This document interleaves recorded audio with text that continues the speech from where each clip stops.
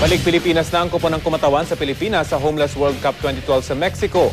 Nasungkit ng Pilipinas ang 29th place mula sa mahigit 70 bansang lumahok sa palaro. Balitang hatid ni Bam Alegre. Taas noong nakabalik sa Pilipinas ang mga atletang kumatawan sa ating bansa sa Homeless World Cup 2012 sa Mexico City mula October 6 hanggang October 14. Layunin ng torneo na bigyang pansin ang kahirapan sa tulong ng larong football.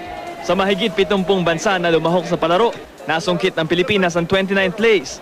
Kabilang sa mga tinalo nila ang mga bansang Italy, Cambodia, Finland, Sweden at USA. Ang mga atletang pinadala ng Pilipinas nasa pagitan ng edad 17 hanggang 29 at pawang may mga kwento ng tagumpay mula sa kahirapan. Kabilang ang coach nila na dating manlalaro ng Team Philippines. Yung malalaking team na nakalaro natin, bilis ang naging natin doon, strategy. Kasi yung mga malalaking country na malalaking player nila, medyo mabagal ang kilos nila eh. Nahirapan daw ang mga atleta natin na masanay sa klima ng Mexico, pero napagtagumpayan din nila ito.